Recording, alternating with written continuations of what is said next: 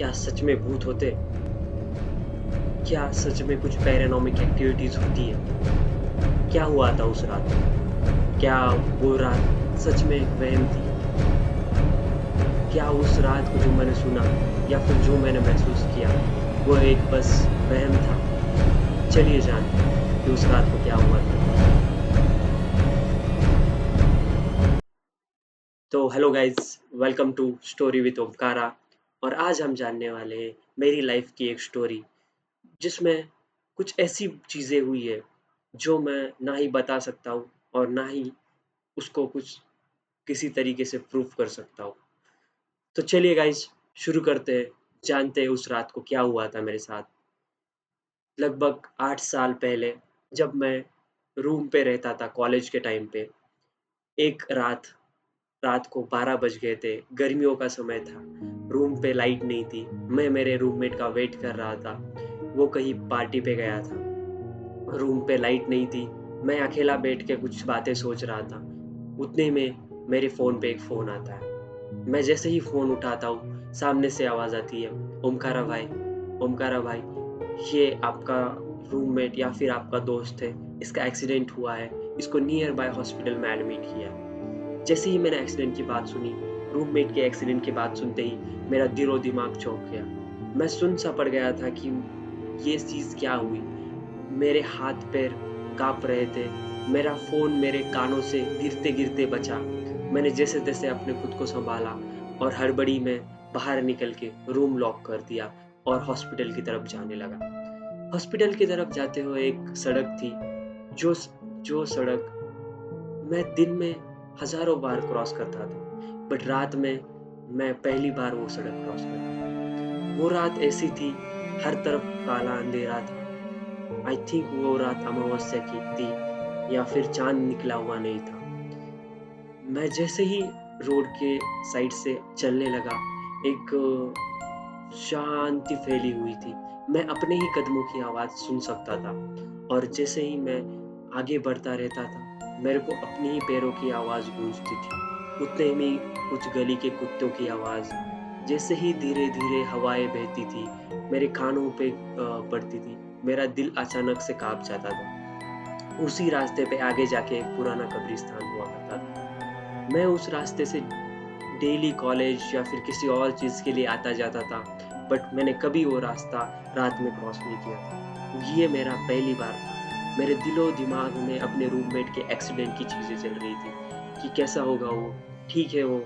क्या उससे मतलब उसका एक्सीडेंट क्यों हुआ था? क्या हुआ था?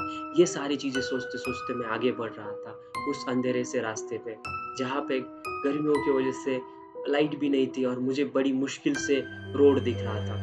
तो मैं चलते ही जा रहा था, मेरे हाथ में बस मोबाइल की टॉर्च थी, उसी के सहारे मैं अपना रास्ता देख पा रहा। मैं जैसे ही आगे बढ़ा, मैं जैसे ही पुराने कब्रिस्तान के पास पहुँचा, वैसे ही हवा में एक सन्नाटा-सा गूँज गया।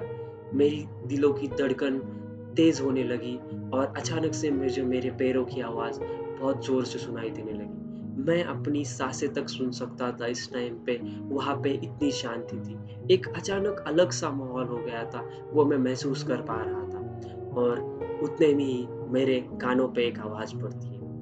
एक छोटी बच्ची की आवाज़, "हेलो भैया।" ये आवाज़ जैसे ही मेरे कानों पे पड़ती है, मेरा दिल ज़ोरों-ज़ोरों से धड़कने लगा। मैं खुद अपनी साँसें सुन सकता था। मेरे पैर धीरे-धीरे चलने लगे। मैंने मैंने मेरे दिलो-दिमाग में यही चल रहा था कि ये आवाज़ क्या मुझे सच में सुनाई दे रही है या फिर ये मेरा कुछ वहम है? मैं ये सोच नहीं सक रहा सक मेरा दिमाग ये प्रोसेस नहीं कर पा रहा था कि ये हो क्या रहा है। मैं अपने कदम जैसे ही आगे-आगे बढ़ा रहा था, मेरे कानों पे ये आवाज़ दोबारा पड़ी, "हेलो भैया।" बट इस बार ये आवाज़ थोड़ी ज़्यादा पास से आ रही थी और इस बार मैंने सोचा कि मैं मुड़ के देखूँगा, बट मेरी हिम्मत नहीं हो रही थी मुड़ के देखने की। शायद ये वही पल था जब मेरी ज़िंदगी मेरी आँखों के सामने से एक लम्हे की तरह गुज़र रही थी। मुझे लग रहा था शायद यही वो पल है, जिस पल का मतलब सब लोग इंतज़ार नहीं करते हैं। तो मैं पीछे मुड़ के देखने की हिम्मत नहीं कर पा रहा था और मैं वैसे ही आगे बढ़े जा रहा था, आगे बढ़े जा रहा था। उतने में मेरे को एक आहट सुनाई दी। मुझे ऐसा लग रहा था कोई तो मेरा पीछा कर रहा है। मेरे कदमों के पीछे किसी और के कदमों की आवाज़ मुझे सुनाई दे रही थी। मेरे दिल की धड़कन और तेज़ों से धड़कने लगी थी। बस कुछ ऐसा ही था कि मेरा दिल बस कूद के बाहर आके भागने की कोशिश कर रहा था। मैंने पीछे मुड़ के देखने की हिम्मत नहीं की, बट बट मैं जैसे ही आगे बढ़ने लगा, मुझे वो आहट या फिर वो पैरों की आवाज़ें जो मेरे पीछे आ रही है, वो ज़ोर से बढ़ने की आवाज़ सुनाई दी। मैंने हिम्मत करके और अपने आँखें मूंद के मैंने सोचा मैं पीछे मुड़ के एक बार देख लूँ। मुझे समझ में नहीं आ रहा था मैं कैसे अपनी हिम्मत जुटाऊँ, बट जैसे-तैसे मैं सहमा हुआ, मैंने पूरी अपनी हिम्मत जुटाई और मैंने जैसे-तैसे पीछे मुड़ के देखा और जैसे ही मैं पीछे मुड़ के देखता हूँ, वहाँ पे कोई नहीं था। वहाँ पे कोई नहीं था। लिटरली मैं जो भी सुन पा रहा था, जो भी आज समझ पा रहा था, मुझे वहाँ पे कुछ नहीं दिखाई दिया। मुझे लगा कि वहाँ पे कुछ होगा, बट मुझे वहाँ पे कुछ दिखाई नहीं दिया। मैंने थोड़ी देर के लिए चैन की साँस ली और मुझे लगा कि ये शायद मेरा वहम था, बट उतने में ही मेरे पीछे से एक हाथ आया और जिसने मुझे पकड़ लिया।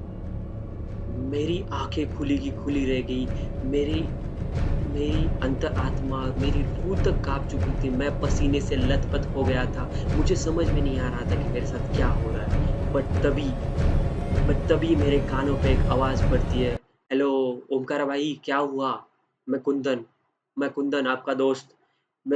ये आवाज़ मेरे कानों पे पड़ते ही मैं थोड़ा-सा सँभल जाता हूँ और जैसे ही मैं थोड़ा-सा होश में आके देखने की कोशिश करता हूँ, सामने मेरा दोस्त कुंदन था, जो मेरे ही रूममेट के एक्सीडेंट की वज़ह से वो भी हॉस्पिटल जा रहा था। उतने में उसको मैं मिला मिला था। जैसे ही मैंने उसको देखा, मैं उसके गले लिपट गया और मैं पसीने से इतना लथपथ था, मेरी आँखें सहमी हुई थी, मैं डरा हुआ था। कुंदन ने पूछा, "भाई क्या हुआ? आप इतने डरे हुए क्यों हो?" मैंने उसको सारी चीज़ें बताई, मेरे साथ क्या हुआ, वो आवाज़, वो कब्रिस्तान वाला रोड, वो मेरे पीछे जो आ रही थी वो, जो आहट, जो चीज़ें थे। कुंदन ने मुझे समझाया ऐसी चीज़ें नहीं होती, ये कुछ वहम था। आप ये चीज़ें सोच के अपना दिमाग खराब मत करो, हमें अभी हॉस्पिटल जाना है।